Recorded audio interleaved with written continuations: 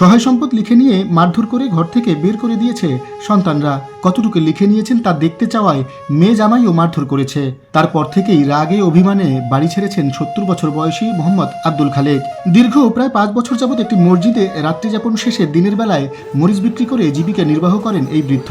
আমার জায়গা নেছে তার দলিল দেখতে চাই, সেইখানে মাইয়ে দর্শন জামাই মারছে, মাইয়ে দলিল দেখছে জামাই মারছে, দলিল দেখতে চাই সেইখানে, দলিল জায়গা দলিল করে নিয়েছে, সেই কত রুলে সেই দেখতে চাইছে, সেই আমি এবার সেই ফটোসটা করে সেই উঠে না। হ্যাঁ লই গেছে, আছে কিছু আছে, নিয়ে গেছে মাইয়ে জামাই ৬-৭ কথা কই নিয়েছে, ৬-৭ বাড়িঘর ভাঙ্গল নিয়েছে, তার ৬-৭ জমি দিয়েছি। ৬ সব লেগে গেছে। হ্যাঁ দিয়ে কি আপনার ঘর থেকে বের করে দিছে? হ্যাঁ, এখন ঘর মারি নামাই দিয়েছে। কত বছর আগে? ৫-৬ বছর হয়েছে। এলাকার চেয়ারম্যান কোথায় নালিশ করেন নাই? নাম কে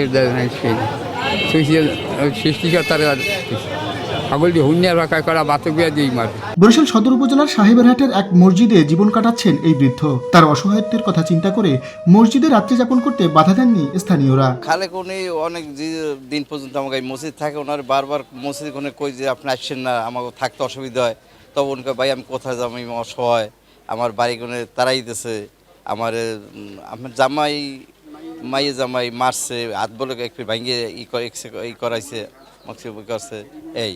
তারপর ওনার বারবার সত্ত্বেও মানা করার পরও উনি কয় আপনারা যদি মারিয়ে ফেলান আমার এই জায়গা ছাড়া তার উপায় নেই। মসজিদে থাকে অনেক দিন ধরেই, আমরা জিজ্ঞাসা করি আপনি থাকেন কায়নে কি, কয় না আমার নাই কিছু থাই না, মাইয়ে পোলা আছে, খোঁজ খবর নেয় না, আমারে বাড়তে উঠতে দেয় না, এই সমস্ত কথা কয়।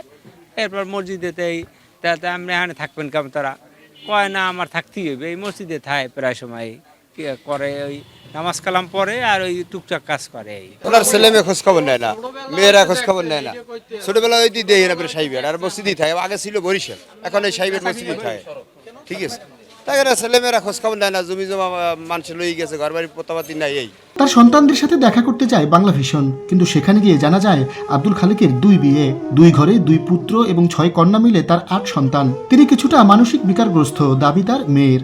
কখনো ঘরে আগুন দিতে চান, কখনো মেয়ে এবং মেয়ে জামাইকে মারধর করতে তেড়ে যান। জমি লিখে নেননি দাবি করে তারা বলেন জমি তার ভাতিজারা চাষাবাদ করছে, কিন্তু তিনি নিজে বা সন্তানদের ওই জমি চাষাবাদ করতে দেন না। এখানে আমরা ঘর উঠানোর পর আমাদের কাছে থাকতো, কিন্তু মানুষের উস্কাইয়ে দিছে যে এই সম্পদ একটু লিখে নেন, আপনার যে বাপের সম্পদ সব আপনার মেয়ে জামাই লিখে নিচ্ছে। এগুলো নিয়ে অনেক গালাগালি করতো, গালাগালি করার পর বিচ্ছিরিভাবে যেগুলো না আমরা এগুলো লিখে নিই নাই, মানে আমার নানা বাড়ির সম্পদ না, এগুলো মানে বলতে মানে দলিল হয়েছে আমার নামে, বলতে যে মানে আমি লিখে নিচ্ছি, মানে মানুষ এগুলো উস্কাইয়ে দিচ্ছে। কিন্তু আমরা নিচ্ছি শুধু বাপে আমার নানা বাড়ির সম্পদ যে আমার মা মারা যাওয়ার পর যতটুকু পাইছে অতটুকু মানে হ্যাঁ কিনে নিচ্ছি, কিন্তু হ্যাঁ মানুষ উস্কাইছে হ্যাঁ দাদা বাড়ির সম্পদ আমরা লিখে নিচ্ছি, কিন্তু এগুলো নেই নাই। এমনি বিচ্ছিরিভাবে গালাগালি করতো, রাত্রে ঘুমাইতে পারতাম না, সারা রাত জ্বালাগালি করতো, দাও নিয়ে কোপাইতে যাইতো, আমাদের লড়াইতে বড়ি নিয়ে কোপাই যেত, গ্যাস লাইট দিয়ে ঘর জ্বালাই দিতে যাইতো। প্রত্যেক দিনই রাত্রে এসে ঘুমান যায় না, প্রত্যেকটা দিন রাত্রে মানে গালাগালি করে। তা গালাগালি করে করুক, কেন হে কইতেছে থাক করে, আমরা চিন্তা করি আমার বাবা নাই, আমার মা নাই, তাহলে আমার বাবা থাকলেও তো আমরা এটা মাইনে নিতাম, এরকম হে করে করুক। পরে একদিন এমন অপরেট একটা ভাষা করছে যে আপনি ঘরে থাকেন, নাইলে আমরা থাকি, আপনি ঘর থেকে বের হন, এরকম আর কি বলছি। বলার পর বলে যে লাঠি লয়, দাও লয়, এবার ছাতি লইছে, পিটাইছে। পরে এই ঘরে ভাবির ডাক দিছি, সে গেছে, তার কাছে বললাম যে ভাবি এই অবস্থা, আর এ বলে কি তাহলে আমরা রাত্রে দূরে কোথাও যান গিয়া। পরে এই পাশে আমার বাইরের ঘর আছে, বড় যে ডাক্তার, তাদের বাসায় গেছি, সারা রাত্রে ছিলাম।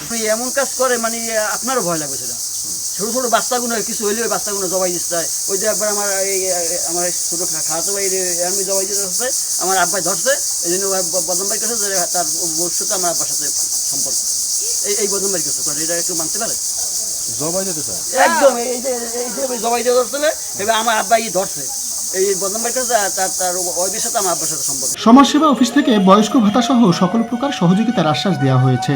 বৃদ্ধ চাচার কথা শুনেছে, এসে তাকে আমাদের 84 ইভেন্ট থেকে সমস্ত মরিচ আমি কিনে নিয়ে তাকে আবার বিক্রি করতে দিয়েছে। এছাড়াও আজকে আমি তার হাতে 84 থেকে একটি লঙ্গি এবং ইত্যাদি কিছু মানে উপহার সামগ্রী দিয়েছে। আমি শুনেছি উনি বয়স্ক ভাতা পাচ্ছেন না, যেহেতু তার কোনো মোবাইল নেই। বয়স্ক ভাতা পেতে তার মোবাইল দরকার আছে, তা আমি ইনশাল্লাহ বয়স্ক ভাতার ব্যবস্থা করে দিব। এছাড়াও জেলা প্রশাসক মহোদয়ের সাথে আলাপ করে তার আবাসনের কোনো ব্যবস্থা করা যায় কি সেই ব্যবস্থা আমি গ্রহণ করব। আব্দুল খালেকের বাড়ি চরমনাইয়ের রাজারচর এলাকার বটতলার ফকির বাড়িতে। 60% জমির মালিক তিনি। দ্বিতীয় স্ত্রী চলে যাওয়ার পর এবং মেয়ের কাছে বিক্রি করে 6% জমির মূল্য বাবদ পাওয়া 1 লাখ টাকা মসজিদ থেকে খোয়া যাওয়ার পর মানসিকভাবে ভেঙে পড়েন তিনি। বাকি জমি সন্তানরা লিখে নেওয়ার আতঙ্ক থেকেই তিনি আর ঘরে ফেরেন না। অন্যদিকে দুর্ঘটনার আশঙ্কা থেকে আপন মেয়েও তাকে নিয়ে এক ছাদের নিচে বসবাস করতে ভয় পাচ্ছেন। শাহিন হাসান, বাংলা ভিশন, বরিশাল।